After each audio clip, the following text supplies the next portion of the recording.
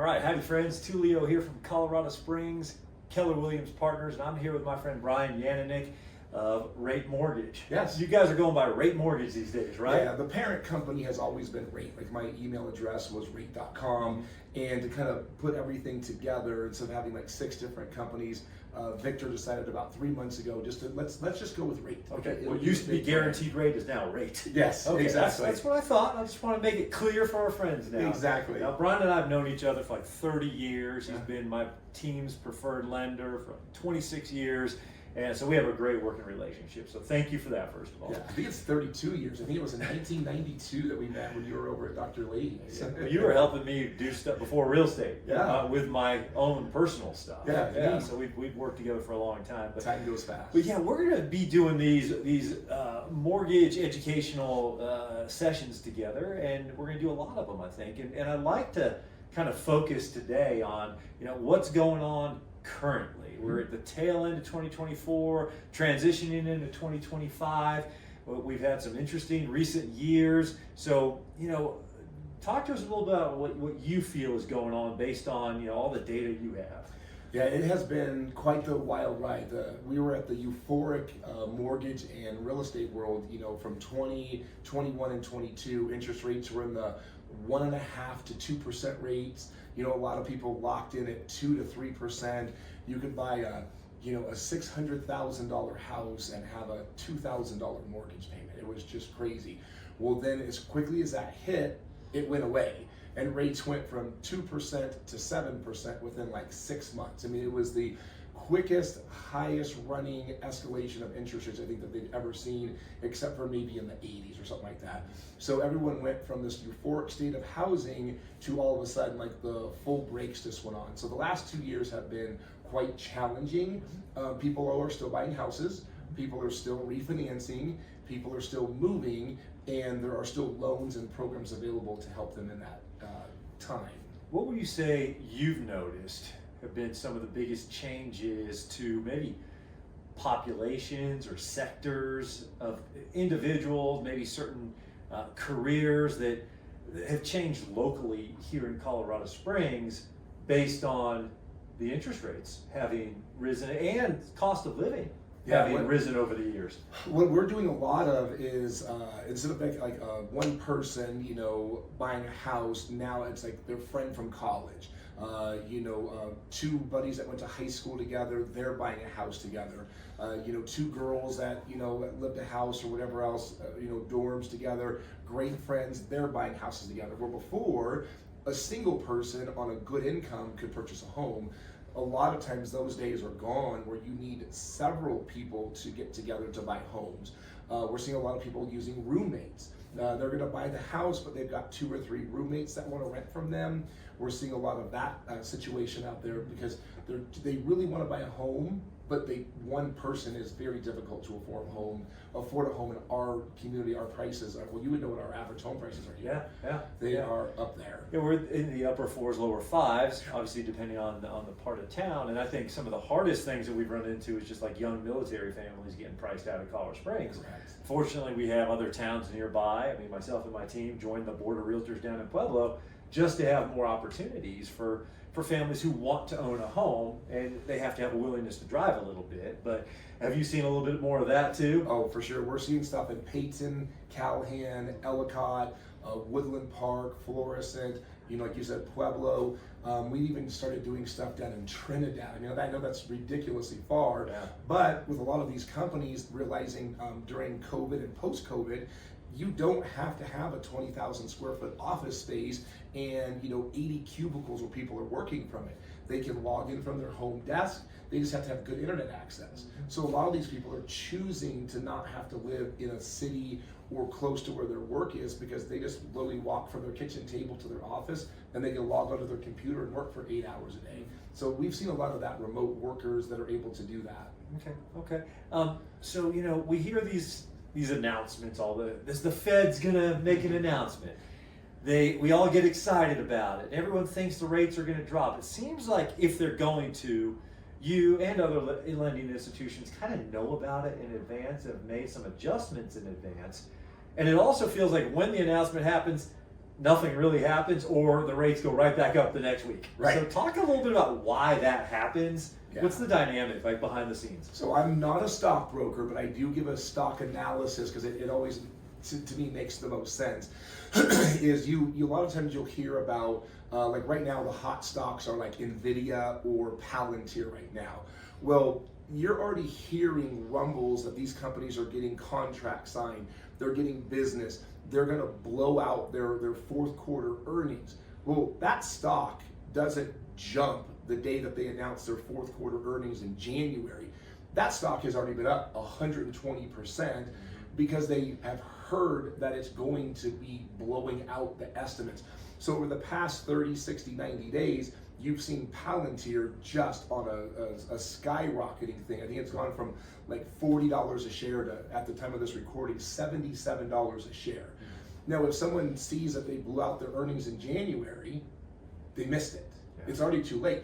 People were buying in October, November, and December. Our mortgage rates work very much the same. Right now, like for the next Fed meeting, there's an 86% chance that the Feds are going to cut rates. We see that data. The bond market sees that data. The investors are already buying those bonds. They're not waiting until the day Powell says, hey, we just cut rates a quarter. Oh, okay, let's buy those bonds and drop the pricing. It's already happened.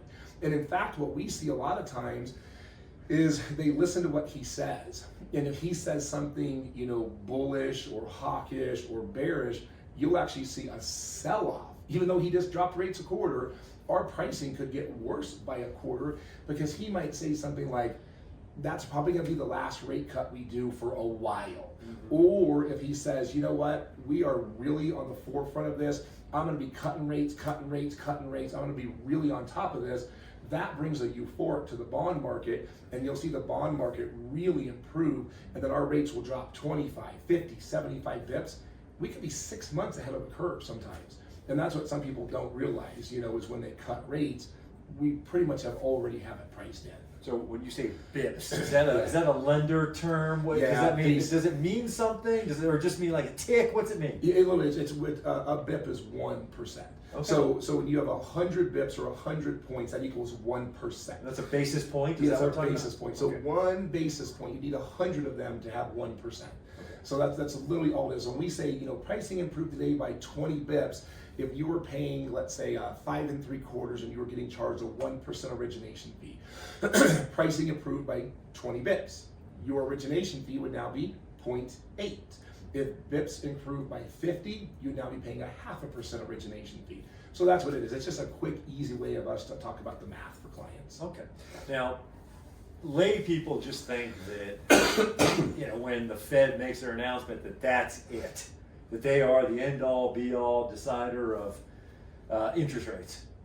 But we all hear about other factors, about inflation and jobs, and what are the indicators or the influencers of interest rate modification? There's a couple of them. There's the CPI and the PPI, Consumer Price Index and Producer Price Index. Those are huge movers. That tells you how much things are costing and if they're going up. Our biggest movement for interest rates is inflation. So if inflation is low and under control, you will see rates just dropping. If inflation is increasing or if it's already high, you are not going to see rates go down. Unemployment is a good one too. If you see that more and more people are out of job, unemployment is going up, they know the Feds have got to throw money into the market. Tell corporations, hey, we're going to make it cheaper for you to hire people. We're going to cut interest rates. We're going to cut spending, borrowed funds so that they have more money to invest on growth. That helps us because we know that they're going to basically have a loosening policy where money is very easy to get for these big corporations. That helps us. When you see these incredible employment numbers, 380,000 new jobs were created. That puts a panic in the interest rate market because they think that economy is so strong, it is clicking on all cylinders, inflation through the moon, they're going to run for it. So those are our biggies. Okay. What are your predictions going into 2025? I know you have no crystal ball. We all wish we did. Yeah. But, there seems to still be a high demand for homes in this nation. And here in Colorado Springs, it just seems like the interest rates are what slowed us down. Yeah, I think we're going to pretty much see what we have currently. So, we're around that 5 3/4 to 6 1/4 mark, which historically are really good rates. We got really spoiled in the 20s, 21 and 22 with the 2% rates.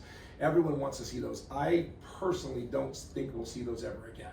Yeah. It will have to take an unbelievable world economy storm again to see those rates again.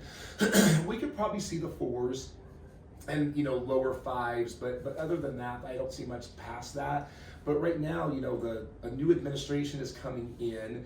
They're really talking about making the government more efficient, having less government spending. They're talking about a lot of tariffs. Now, I've read a lot of stuff on Facebook and Instagram and X that all these people are so worried about tariffs. It's going to raise the inflation.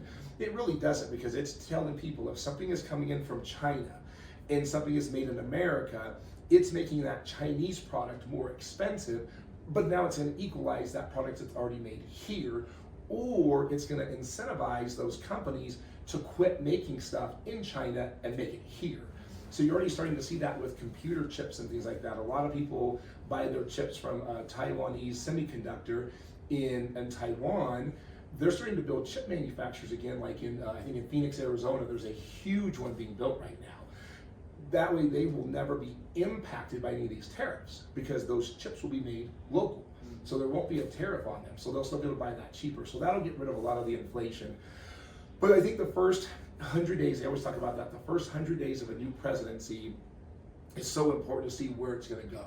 Is Congress and the Senate going to let them pass bills and laws and put things into place? What are they going to impact? So I think, the January, February, March, and April, that is going to be the really telltale sign of where the market's going to go. But personally, I think it's just going to be kind of like the same as it's been. Just pretty steady Eddie, maybe a little drop here and there, but no historic lows again or something like that. But if you did buy your house in late 22 or 23 and you got a 7% or higher mortgage rate, yes, you'll be able to refinance that into the 5s for sure. But if you're holding the fence to get into the 4s and 3s, those days are not there.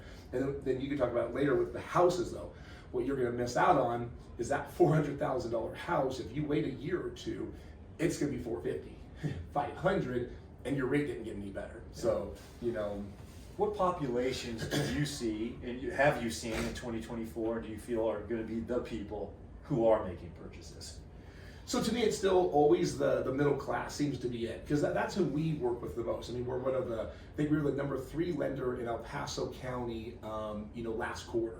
So the only one that beat us is a local credit union that has, 50,000 members. It's kind of hard to compete with them sometimes. But for all the other shops in town, we actually had the most production of all the other ones. But we're very much military. I think 81% of our loans are military. So we have people moving here for the different Air Force bases, the Army bases, Space Force, the Air Force Academy, Schriever, Cheyenne, Fort Carson, Peterson Air Force Base. It's mind-blowing how many people come here. We also have retirees that come here. Now, the people we don't typically deal with are your cash buyers. You said you've had a huge uptick over the past 2 years of a lot of cash buyers. I don't even know those exist. Yeah. You know what I mean? I see your little post that says congratulations, and I'm like, oh, you had a closing. I didn't know about that client because they don't need me. Yeah. They're paying cash, right? So we have seen a lot of that in the marketplace where there are just a ton of cash buyers out there. But for us, again, our staple is going to be your VA buyers, your conforming buyers, someone moving into town from a company that's looking at expanding and things like that. Someone works remote. They're tired of the California politics. They want to move to Colorado. That's not so extreme. The houses aren't as expensive as California, but they're catching up. I think I saw that we're the number 4th most expensive state to live in. So they're not going to have a huge break moving here. Right. But that's kind of where we're seeing like the 400 to 800,000 buyers. I think it's kind of like our bread and butter. Yeah. So we got the people who have to move, yeah, because of their work, and that's always going to happen. We got the people who can work from wherever they want, and are choosing to come work in a beautiful state because they want to be here. We got retirees who it doesn't matter because they got money, they got cash, and Yeah, I guess that's it. You know, that's what we're seeing a lot of Retired these days. guys. Yeah, so makes sense. All right, well, that's our mortgage minutes. I just gave it a name. I didn't want to call it mortgage minute because that'd be really quick. We talk too much. Yeah, mortgage minutes. I just made up our name right now. We'll have a big little logo thing on there. Mortgage Minutes, brought to you by Tulio and Bryan. All right. Well, thank you, Brian. Yeah, absolutely. Bryan Yaninek with Rate Mortgage. Brian, rattle off your phone number if anybody needs it. 719-499-9000. And you can call me with any question or scenario or just thoughts and ideas and stuff like that. It's fun just to chit chat with borrowers. And even if you're not looking to buy for like 6 months to a year, you just want to kind of, think things out and plan ahead. I love those kind of conversations. And starting next year, 2025, will be my 30th year in the mortgage business. So congratulations. It has gone by so fast. It's crazy. All right, so that's Mortgage Minutes with Bryan Yaninek and Tulio Pena. We'll see you all in about a week. Thank you, everybody. Thank you.